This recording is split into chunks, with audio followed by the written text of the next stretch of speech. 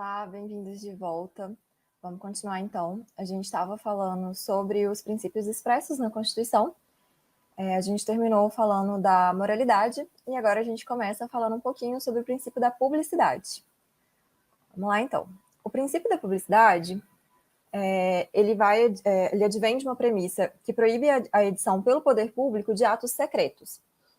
O que isso quer dizer? O poder público ele tem um dever de informação. O objetivo final da administração pública é sempre a prática de atos para o interesse coletivo.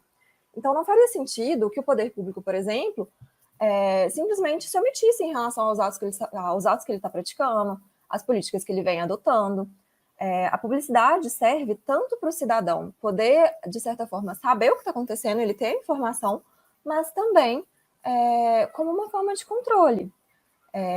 Como está aqui no slide, tem como finalidade principal garantir o conhecimento público acerca das atividades praticadas no exercício da função administrativa.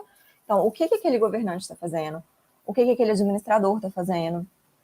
Qual o papel daquela autarquia? Qual o papel daquela fundação? Como que andam, por exemplo, as contas daquela sociedade de economia mista? Tudo isso advém da publicidade. A gente tem, no entanto, algumas exceções a essa publicidade. Tem em alguns momentos que a publicidade não vai ser necessária, que ela pode ser até, inclusive, vedada. Na Constituição, essas exceções elas estão previstas ali no artigo 5º. Por exemplo, no inciso 10, quando ele vai falar, são invioláveis a intimidade, a vida privada, a honra e a imagem das pessoas.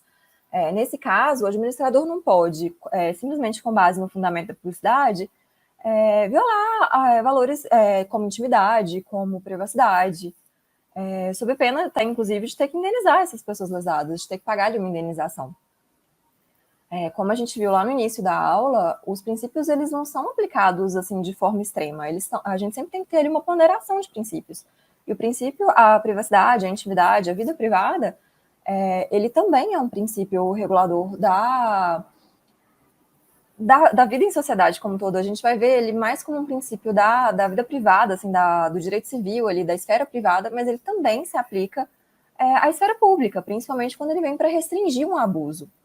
A gente ainda tem como exceção o artigo 5º no 33, quando vai falar da segurança do Estado, da sociedade. Às vezes aquela informação ela pode estar ali, ela pode ser necessária para que não ocorra ali uma divulgação sobre alguma coisa relacionada às Forças Armadas, algum plano estratégico do governo, a própria segurança da sociedade em relação a alguma doença, algo que precisa ser limitado para que as pessoas também não abusem desse direito de publicidade. E, por fim, no artigo 5º, inciso 60, a gente vai ver os processos que correm em sigilo. Tanto os processos judiciais quanto os processos administrativos, eles podem vir a correr em sigilo. Geralmente, quando eles visam ali entender atender a intimidade, ou às vezes até a própria vida daquela pessoa, que pode estar ali, de certa forma, sendo colocada em risco.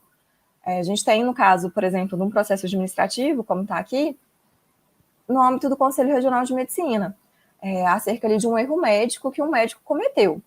A gente só vai publicar esse processo quando a gente já tiver um resultado, quando ele já tiver passado ali por todo um devido processo legal, já não tiver mais recursos cabíveis e aquela sanção ou aquela absolvição já tenha sido efetuada. Aqui a gente vai ver não só a intimidade e a privacidade daquele médico que vai ser reservada, que vai ser resguardada, mas também de uma possível vítima. Às vezes a pessoa que sofreu o erro médico, ela não quer se expor. Ela quer sim uma resposta da administração, uma resposta do Poder Judiciário, seja ali a esfera que ela tá entrando, mas ela não precisa querer se expor para isso, ela tem direito de ter um sigilo ali, de reservar a sua privacidade. Então a gente também tem o artigo 5º 60 como uma exceção à publicidade. Quando a gente fala em princípio da publicidade, a gente tem uma lei que vai tratar esse princípio, que é a Lei 12.527 de 2011, que é a Lei de Acesso à Informação. O que essa lei vai trazer para a gente? Ela vai trazer casos, por exemplo, em que é possível a restrição das informações que são consideradas imprescindíveis à segurança da sociedade ou do Estado. Aqui a gente vai trazer alguns exemplos, mas eu já falo deles com você. Essa parte da Lei 12.527, ela está exatamente, de certa forma, consagrando, de certa forma, dispondo mais sobre o que está previsto ali no 5º 33, que a gente acabou de ver, sobre a restrição da publicidade em relação ao sigilo e à segurança. A lei de acesso à informação, ela vai trazer inúmeros dispositivos falando quando deve ocorrer a publicidade, a forma como ela deve ocorrer, mas ela traz também algumas restrições. Entre essas restrições, as informações elas devem ter o acesso restrito quando elas possam pôr em risco a defesa e a soberania nacional, a integridade do território nacional, quando elas possam prejudicar ou pôr em risco a condução de negociações, as relações internacionais do país, ou aquelas informações que tenham sido fornecidas em caráter sigiloso por outros estados e organismos internacionais, que o Brasil também tem o dever de sigilo, informações que possam pôr em risco a vida, a segurança, a saúde da população, informações que podem oferecer algum elevado risco à estabilidade financeira, econômica, monetária do país. Às vezes tem alguma informação ali que precisa ser mantida em sigilo para evitar algum risco financeiro, algum até déficit financeiro também. Informações que possam prejudicar ou causar risco a planos, operações estratégicas das Forças Armadas. Existe, sim, inúmeros casos que a gente vai ter que atender o princípio da publicidade também dentro das Forças Armadas, mas as Forças Armadas são um bom exemplo de exceções a esse princípio. Tem vários atos ali das Forças Armadas que precisam ser mantidos em sigilo até pela segurança do país. Também traz a Lei 2.527 informações que possam prejudicar ou causar riscos a projetos de pesquisas, a desenvolvimento científico ou tecnológico, bem como a sistemas, bens, instalações ou áreas de interesse estratégico nacional. É o caso quando a gente vai, por exemplo, entrar com um pedido de patente.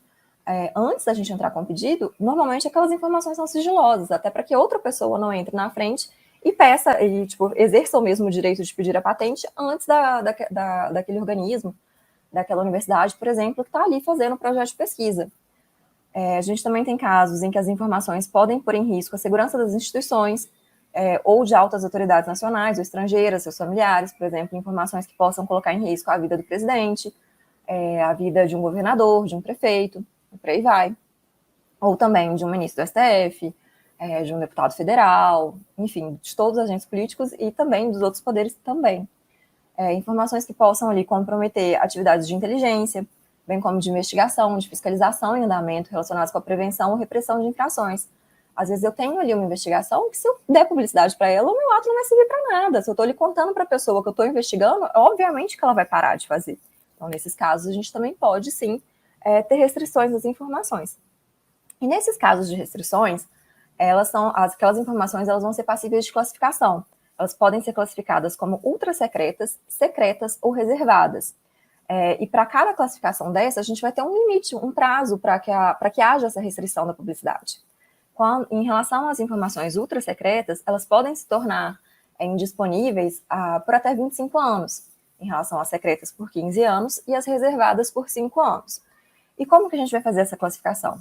Essa classificação da informação, para que haja essa classificação, a gente vai observar o interesse público daquela informação e a gente vai sempre utilizar o critério menos restritivo possível, menos de tempo possível, para que essa informação seja restrita, né, seja resguardada. Bom, gente, sobre o princípio da publicidade, é isso que a gente tem para conversar. Sempre lembrar que a administração, em regra, ela tem o dever de publicidade. A gente viu algumas exceções, mas a regra geral é que a administração pública como um todo publique os seus atos, publique as suas decisões, que isso seja de acesso à população, que a população possa tanto tomar conhecimento, como também, de certa forma, controlar as atitudes da administração por meio da publicidade. Na sequência, como o nosso último princípio expresso, para terminar ali a nossa sigla LIMP, a gente tem o princípio da eficiência. Esse princípio da eficiência, ele foi o princípio que foi introduzido pela reforma administrativa ali na Emenda Constitucional 19, de 98. A eficiência ela passou a tomar uma roupagem constitucional com a emenda 19, mas ela já existia. Ela estava expressa ali no artigo 6º da Lei 89/87, que vai tratar sobre os servidores públicos, sobre o serviço público como um todo. Então, ela já existia no ordenamento, ela só passou a ter ali uma veste constitucional. E o que o princípio da eficiência vai trazer para a gente? O que ele vai falar para a gente? É um princípio que ele tem como objetivo assegurar que aqueles serviços públicos sejam executados com adequação à sociedade, uma vez que é a sociedade que vai custear esses serviços, melhorando ali a relação custo-benefício e levando em conta o ótimo aproveitamento dos recursos públicos e a boa qualidade do serviço. Basicamente, vai caber à administração produzir, efetuar um serviço bom, de alta qualidade e com o menor gasto possível. O princípio da eficiência ele tem que ser compreendido como o dever administrativo de melhor atender à concepção dos fins de interesse público, a que está vinculada à administração, elaborando, para tanto, com menor custo. Basicamente, gente, em relação ao princípio da eficiência, ele vem numa emenda constitucional que está, de certa forma, tentando fomentar a administração pública, fomentar os órgãos públicos para que eles sejam mais eficientes, para que eles exerçam mais, para que aquela mora administrativa que a gente conhece, que a gente tem aquela preguicinha, que a gente tem aquele preconceito, deixe de existir. Basicamente, virar para a administração e falar, olha, eu preciso que você seja eficiente. Para você ser eficiente, eu preciso que você haja mais rápido, com os recursos, com o menor custo de recursos que eu estou te dando, e também dando como resposta a melhor resposta possível. Então, os dois vertentes da eficiência, a gente sempre vai ter um ótimo aproveitamento dos recursos, boa qualidade dos serviços, da forma mais eficiente, da forma mais célere possível. 3 vertentes, eu falei 2, mas são 3. Bom, gente, com o princípio da eficiência, a gente termina os princípios constitucionais expressos, mas a gente também tem outros princípios administrativos que devem, sim, ser estudados, que também regulam o regime jurídico administrativo, que também vão ser importantes, até para a gente poder aplicar os princípios expressos, para a gente poder fazer ali aquela ponderação de interesse. A doutrina vai trazer inúmeros princípios administrativos. Eles vão citar vários princípios diferentes. Cada autor vai citar um como mais importante, vai citar um diferente que o outro não citou. Então, eu trouxe para vocês aqui os principais. A gente vai ver os principais, que provavelmente são os que têm mais probabilidade de cair na prova de vocês. A gente começa falando um pouquinho, então, do princípio da razoabilidade e do princípio da proporcionalidade. Esses princípios, eles são princípios que estão implícitos, eles não estão expressos ali na Constituição.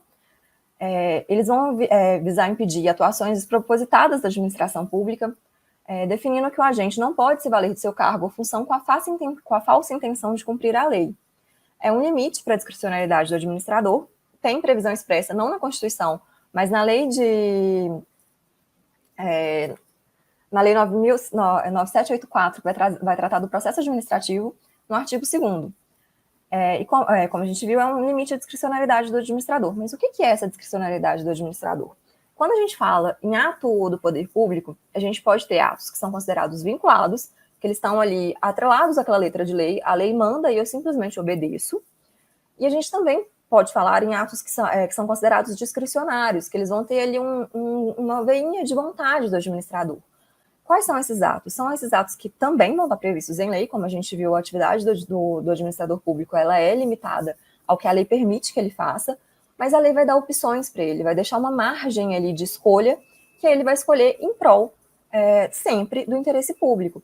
O princípio da razoabilidade e da proporcionalidade visa exatamente controlar essa discricionalidade, controlar essa escolha do administrador para que ele não cometa abusos, para que, baseando no princípio no interesse público, baseando ali no princípio da legalidade, ele cometa algum tipo de discriminação, de abuso, enfim, algo que vise benefício próprio, benefício de alguém próximo, por aí vai.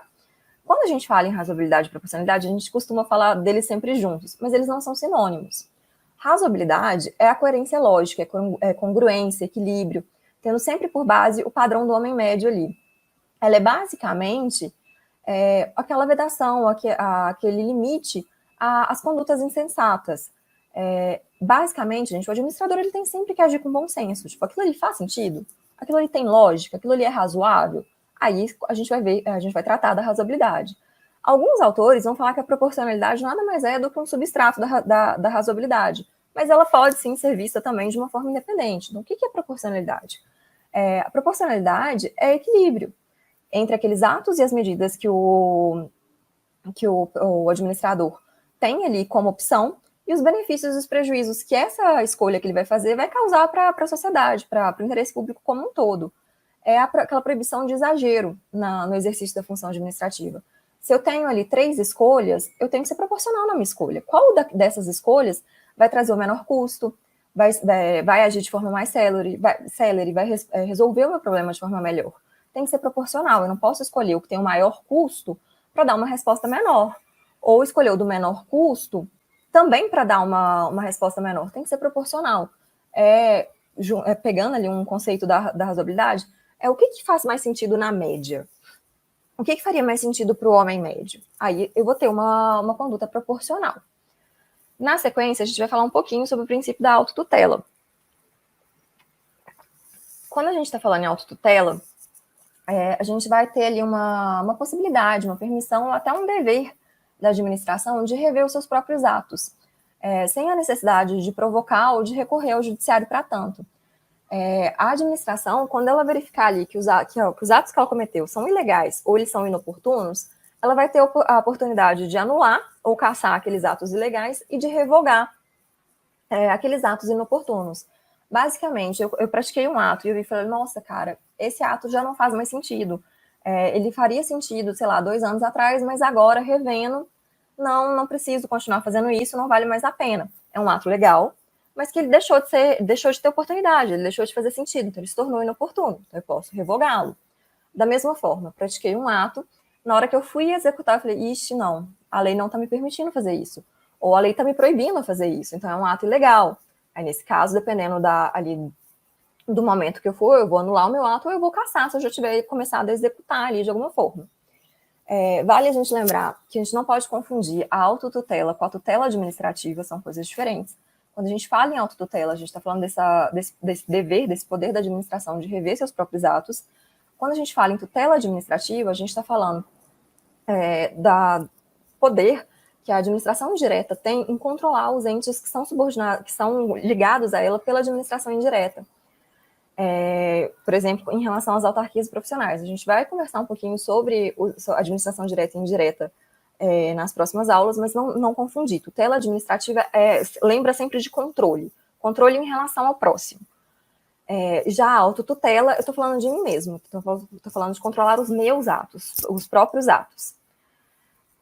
Ainda falando de autotutela, vale a gente lembrar a súmula 346 do Supremo Tribunal Federal, que vai falar que a administração pública pode declarar a nulidade dos seus próprios atos, tá aí a concretização do princípio da autotutela.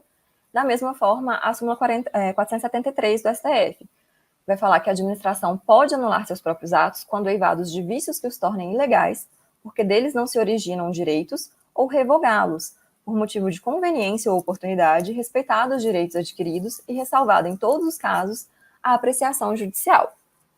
São 2 súmulas que vão concretizar esse princípio da autotutela. Ainda falando de princípios, de outros princípios não expressos, a gente tem o princípio da legitimidade. Basicamente, os atos administrativos eles vão se revestir de uma presunção relativa, de que eles são praticados legitimamente. Como assim? Que eles são praticados de acordo com o direito, que eles são praticados de acordo com a lei. É claro que essa legitimidade ela não é absoluta, ela permite, sim, a prova em contrário, mas até que se prove em contrário, os atos administrativos, eles têm, assim, a presunção de legitimidade, eles são presumidamente legítimos. A gente vai falar um pouquinho também sobre o princípio da segurança jurídica. O que é o princípio da segurança jurídica? Ele vai se fundamentar ali na previsibilidade dos atos administrativos e na estabilização das relações jurídicas. O que é isso? Eu tenho que ter um mínimo de resguardo ali em relação aos atos da administração. E essa segurança, ela pode ser estudada sob 2 prismas. A gente tem um prisma objetivo, que vai se referir à irretroatividade das normas e à proteção dos atos perfeitamente realizados, em relação às modificações legislativas posteriores. Quando eu tenho uma alteração de uma lei, que trata, por exemplo, sobre licitação. Mas eu tenho uma licitação que já foi realizada, que já está ali cumprindo efeito, ou já terminou de cumprir efeito, e eu tenho uma alteração que muda ou todo ou uma parte do processo licitatório, eu não posso simplesmente virar e falar assim, olha, mudou. Se mudou, tudo que você fez até aqui está errado, porque está em desacordo com a lei. Não, se o que eu pratiquei já foi consolidado, já tem um tempo ali que está sendo praticado, eu tenho uma segurança em relação àquilo. A alteração legislativa ela não vai retroagir para me afetar de alguma forma. Ela vai ocorrer dali para frente. Daqui para frente, toda licitação que for ocorrer, vai ter que obedecer essa alteração. Mas a gente também fala no princípio da segurança jurídica sobre uma ótica subjetiva. Nesse sentido, é a preservação das expectativas legítimas da sociedade em relação às relações jurídicas com a administração pública. A gente também chama de princípio da proteção da confiança. O que é isso, basicamente? Eu tenho, por exemplo, um órgão da prefeitura que emite alvará de funcionamento há vários anos, sempre em casos semelhantes, em casos iguais, vamos tirar o semelhante, em casos iguais. E eu vou ali abrir o meu negócio, e o meu caso é exatamente igual a todos os outros que tiveram alvará liberado. E, sem razão expressa, a administração simplesmente vira e não me dá o meu alvará. Nesse caso, eu agi com confiança, eu fiz tudo o que eu estava fazendo porque a administração sempre deu. Então, ela tem que me dar uma justificativa plausível do porquê que ela está agindo de forma diferente comigo, se o meu caso é sempre igual. A doutrina ela aponta ali alguns limites para que a atuação da administração na prática de seus atos tenha ali, que seja observada a segurança jurídica. Um deles é a vedação à aplicação retroativa de nova interpretação, similar ali o que a gente falou em relação à lei.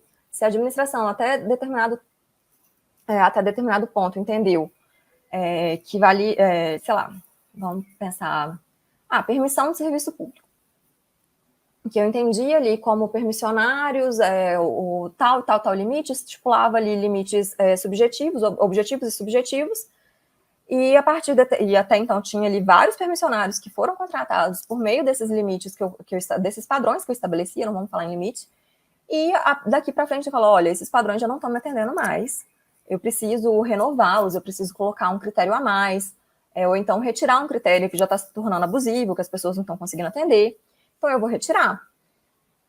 Mas essa interpretação, ela vai atingir aos permissionários que já estão prestando serviço público? Não posso simplesmente retroagir para também englobar eles.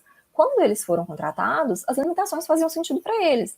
Então, não tem como eu simplesmente pegar e agora retornar. Falar assim, não, a partir de agora não faz mais sentido. A partir de agora eu não vou mais contratar com você porque mudei os meus padrões. Eu posso fazer isso em relação aos contratos que vão começar. Aos que já estão surtindo efeito, não. E, por fim, a sujeição do poder de autotutela a prazo razoável.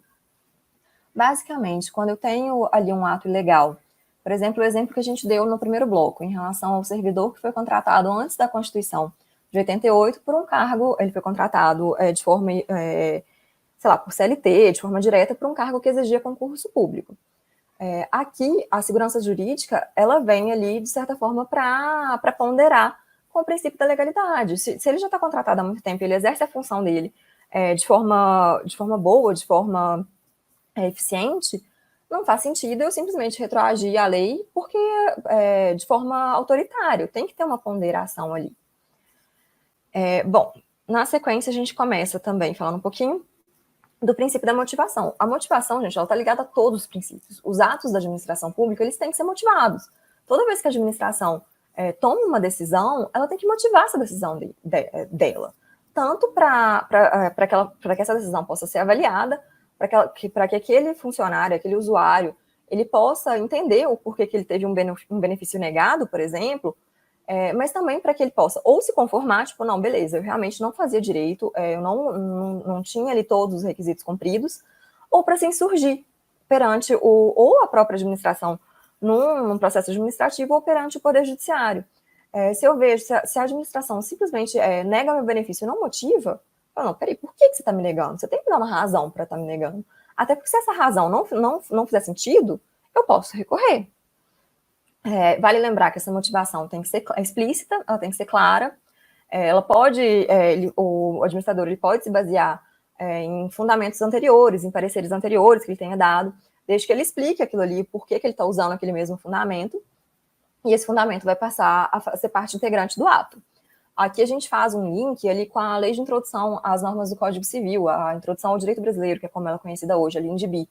A LINDB teve alterações recentes, com vários artigos que foram incluídos, que trazem várias limitações, várias necessidades ali, deveres a mais ao administrador público. Um deles, que é muito trabalhado, é o dever de motivação das decisões.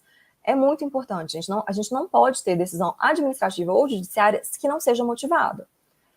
Bom, quando a gente fala, agora partindo para o contraditório e para a ampla defesa, desculpa, quando a gente vai analisar esse princípio, a gente tem que ter em mente que a gente está olhando já um processo administrativo. O processo administrativo, da mesma forma que o processo judiciário, ele tem que observar o contraditório e ampla defesa.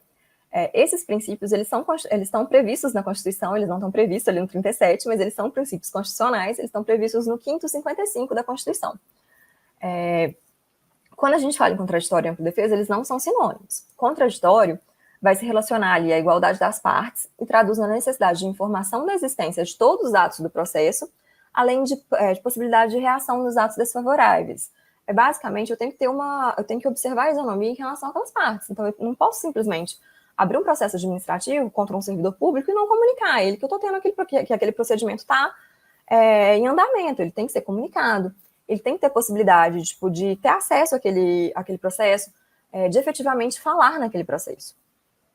Já a ampla defesa, ela vai pressupor a prerrogativa de defender-se das acusações, para evitar sanções ou prejuízos. Quando a gente fala em ampla defesa tem algumas vertentes. Eu tenho que ter o direito de me defender, eu tenho que ter o direito de produzir prova, e eu também tenho que ter o direito de que o juiz ou a pessoa que está julgando, o juiz na esfera judicial, ou a pessoa que está presidindo aquele procedimento administrativo, efetivamente considere as provas que eu trouxe aos autos, efetivamente leve em consideração o que eu estou dispondo, o que eu estou falando. A ampla defesa também, ela pode pressupor, ela também pressupõe o direito de interrogatório, de ser ouvido, de prestar depoimento. A gente cita aqui duas súmulas vinculantes, que é a súmula vinculante 21, que vai falar da garantia constitucional da ampla defesa em relação à necessidade de depósito prévio como pressuposto de admissibilidade de um recurso administrativo. O STF já teve vários julgados que culminaram na súmula vinculante falando que não é necessário você pagar qualquer quantia para entrar com recurso administrativo. E da mesma forma a súmula vinculante número 5, que vai afastar a necessidade absoluta de defesa técnica nos processos administrativos. Vai falar que isso não viola a Constituição. Eu posso, sim, se eu quiser, ter um advogado nos processos administrativos, mas eu não sou obrigado a ter. Se eu não quiser, não sou obrigado. Bom, não é por fim, mas vamos lá. O penúltimo, o princípio da igualdade ou da isonomia, são sinônimos. Basicamente, significa tratar os desiguais de forma desigual na medida de suas desigualdades. Lembrando que a restrição ela tem que guardar compatibilidade com a finalidade da norma. Gente, o princípio da igualdade e da isonomia, ele traz ali, ele concretiza direitos humanos de segunda geração ali, quando a gente fala de uma igualdade formal. Vai falar de igualdade formal e igualdade material. Quando a gente fala simplesmente de igualdade formal, todos são iguais perante a lei. Quando a gente trata da igualdade material, as pessoas, apesar delas serem iguais perante a lei, elas não vão ser 100% iguais. A gente sempre vai ter uma pessoa que tem algo a mais, algo a menos, uma dificuldade a mais, uma dificuldade a menos, uma realidade diferente. Então, essas pessoas, elas são desiguais e elas merecem ser tratadas desigualmente na proporção das suas desigualdades. Só que aqui a gente tem que tomar um cuidado muito grande, porque esse tratamento desigual, ele tem que ser observado, porque senão o administrador que esteja ali agindo com má fé, enfim, com interesse próprio, ele pode usar essa desigualdade para justificar uma discriminação, para justificar até um benefício a mais em relação a uma pessoa. Então, essa desigualdade tem que sim que ser observada, tem que sim que ser evitada, de certa forma, para trazer as pessoas ao equilíbrio maior, a igualdade material total, digamos assim, mas sempre de acordo com a lei. Lembrar sempre, visar sempre o objetivo daquela lei, que é resguardar de forma proporcional aquelas desigualdades, para que elas possam ser efetivamente combatidas.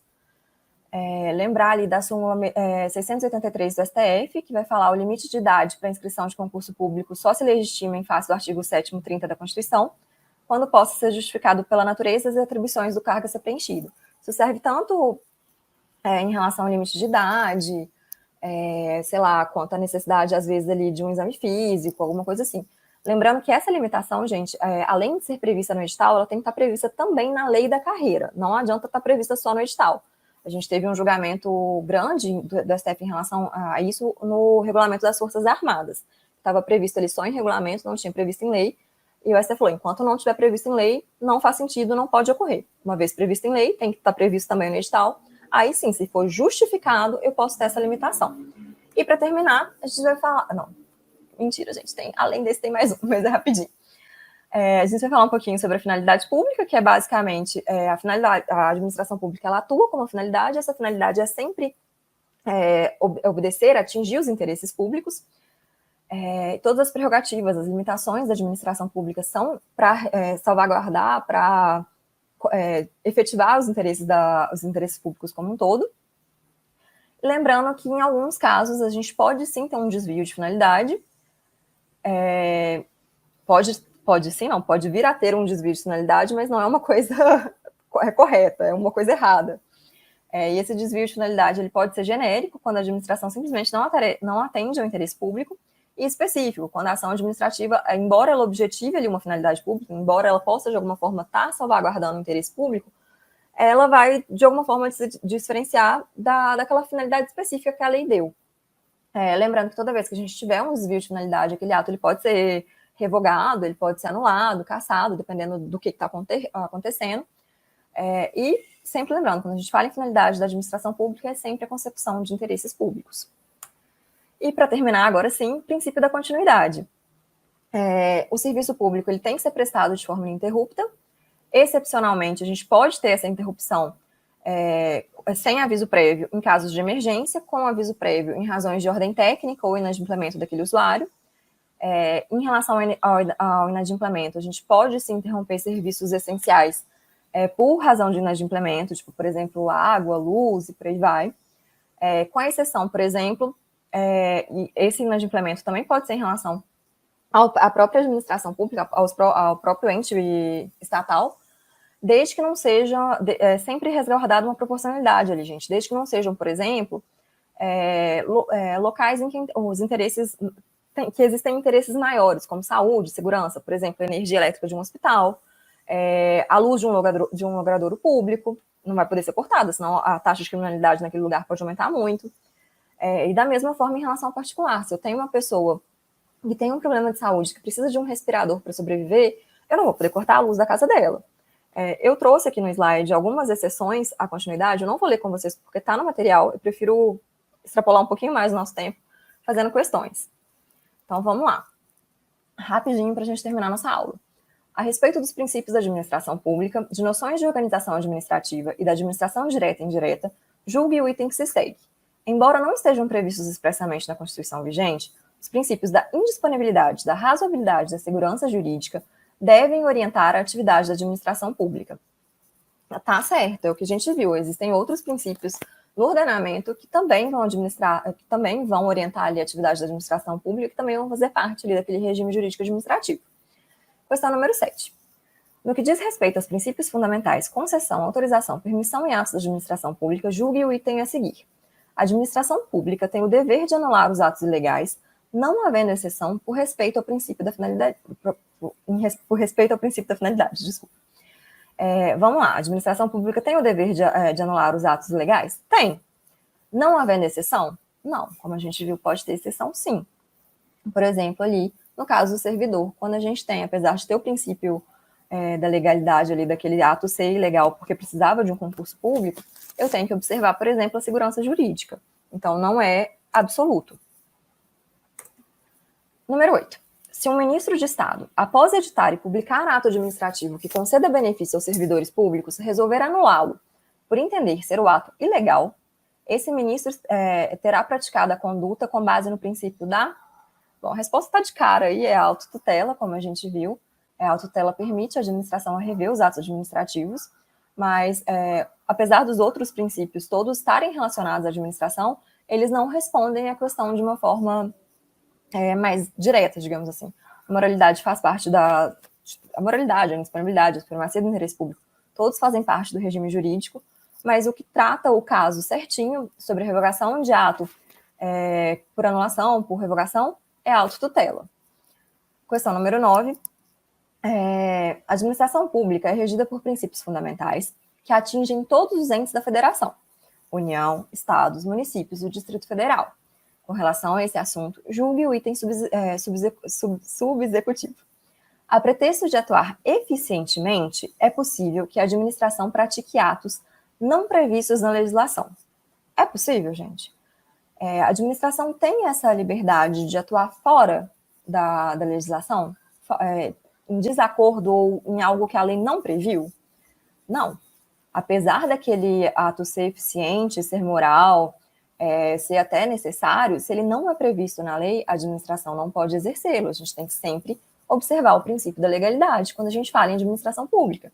E o princípio da legalidade para a administração pública é: só posso fazer o que a lei me permite. Então, a alternativa está errada. E para terminar, questão número 10. A respeito dos princípios da administração pública, assinale a opção correta.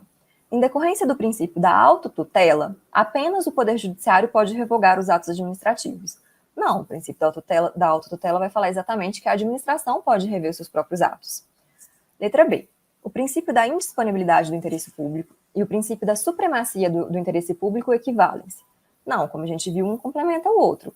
A indisponibilidade vai falar que eu não posso abrir mão do interesse público, que o administrador, o agente público, ele tem que estar sempre baseado no interesse público para poder agir. E a supremacia do interesse público vai falar que num conflito ali de interesses entre a administração pública e entre o particular, os interesses da administração pública são, digamos assim, superiores, devem ser observados com uma visão maior, devem ser, de certa forma, sei lá, ser dado preferência a eles. Letra C. Estão expressamente previstos na Constituição o princípio da moralidade e da eficiência. Sim, é o que a gente conversou, é a sigla lá, LIMP. Legalidade, impessoalidade, moralidade, publicidade e eficiência. Então, moralidade e eficiência estão lá. Letra D. O princípio da legalidade visa garantir a satisfação do interesse público. Não, o princípio da legalidade é o que dispõe ali o que a administração pública pode fazer, e esse princípio ele visa, como todos os outros, limitar, assim, de certa forma, como é que eu explico? Controlar, para que a administração pública haja, sim, em prol do interesse público, mas a legalidade em si visa restringir, visa ali, de certa forma, controlar, dispor certinho o que a administração pública pode fazer. Então, ela não visa garantir a satisfação, ela visa garantir que a administração está atuando de acordo com a lei. Letra E. A exigência da transparência dos atos administrativos decorre do princípio da eficiência. Não, a exigência de transparência vai decorrer ali do princípio da publicidade. Bom, gente, a gente passou um bocadinho hoje. Eu peço desculpa, mas essa matéria é muito importante. Eu estou à disposição para qualquer dúvida que vocês tiverem. Pode me mandar por e-mail. A gente bate um papo. Não deixem de fazer exercícios. A matéria de princípios de regime jurídico administrativo é muito importante. Tanto como a gente viu de inúmeras questões que vão versar simplesmente sobre isso, como também para resolver outras questões também de direito administrativo que vão estar relacionadas com eles. Os princípios ajudam a gente a interpretar o direito administrativo como um todo. São muito importantes, façam direitinho as questões, leiam o material com carinho, que ele está bem completo, vai ajudar vocês bastante. E, bom, por hoje é isso, a gente volta numa próxima aula. Desejo uma boa tarde, um bom dia, uma boa noite para vocês, e a gente se vê na próxima aula. Obrigada. Você acaba de assistir a uma aula, uma parte das muitas aulas que nós temos aqui no curso preparatório Gabaritando Prefeitura de Belo Horizonte para o cargo de agente de execução governamental. Bom, e nós montamos o curso online preparatório com o intuito, claro, de você ter a melhor jornada rumo à aprovação. Eu quero aproveitar e mostrar quais são as vantagens do nosso curso. Se você assistiu a aula até aqui, é porque gostou, não é verdade? Então continua, porque o recado é muito importante para você que deseja ser aprovado nesse concurso. Olha só, pessoal, montamos o curso online preparatório, Gabaritando Prefeitura de BH, para o cargo de agente de execução governamental, em que você vai ter essas vantagens aqui do curso. Ó. Primeiro lugar, acesso imediato. No momento que você adquirir o curso preparatório, você recebe no seu e-mail os dados de acesso e já começa a navegar com a gente imediatamente, tá? Acesso ilimitado. O curso vai ficar válido para você durante 1 ano. Olha que maravilha. Ok? Isso é bacana, por quê? Porque o curso acaba servindo de base para outros concursos. Você terá teoria e questões comentadas. Centenas de questões comentadas aí pelos nossos professores. No decorrer das aulas, que o nosso foco aqui são aulas em vídeo, os professores, além de trazer a teoria da matéria, também resolvem questões relacionadas àquele tema, àquele assunto que ele acabou de explicar. Isso te ajuda no quê? Na retenção da informação, na memorização. Além disso, você também terá o material em PDF das aulas, porque nós transformamos os slides dos professores em material para ficar disponível para você. Ok? Maravilha? Porque tem aluno que gosta de ter o material em PDF, tem aluno que prefere ter um cadernão, né? E anotar tudo, todas as informações ali do vídeo e depois, claro, fazer uma leitura daquilo como uma revisão, tá certo? Bom, promoção especial de lançamento, hein, galera? Olha só, valor de lançamento de R$ 497 por apenas R$ 297 ou 12 vezes de R$ 29,65. Ou seja, você economizando um pouquinho por mês, você consegue adquirir o seu curso online preparatório, tudo organizado, de acordo com o que você precisa para ser aprovado no concurso. Mas eu tenho uma surpresa boa para vocês, olha só. Cupom especial de desconto, é isso mesmo, ó. Cupom especial de desconto, válido até o dia 31 de julho. Olha, em cima desse valor, tá? De R$ 297, nós ainda vamos te dar mais um cupom de desconto para você utilizar na sua matrícula. Como que você vai fazer para adquirir o cupom de desconto? Vai entrar em contato conosco pelo WhatsApp, tá aí o número, 11 97465 6052. Você vai chamar e vai falar, né, que você quer o seu cupom especial de desconto para o curso Gabaritando Prefeitura de Belo Horizonte, cargo agente de execução governamental. Um dos nossos consultores vai te atender, vai repassar o seu cupom de desconto para você ter um desconto ainda em cima desse valor que já está em conta, que já está barato, tá certo?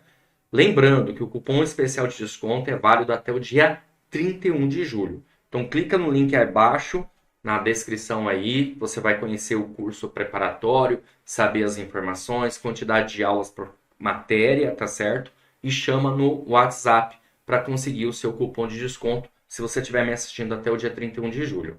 Após o dia 31, aí o valor é de 297 ou 12 vezes de 29,65. Então aproveite e faça a sua matrícula o quanto antes. Estou te aguardando, hein? Então clica agora e chama no WhatsApp para fazer a matrícula no curso preparatório. Grande abraço e até mais!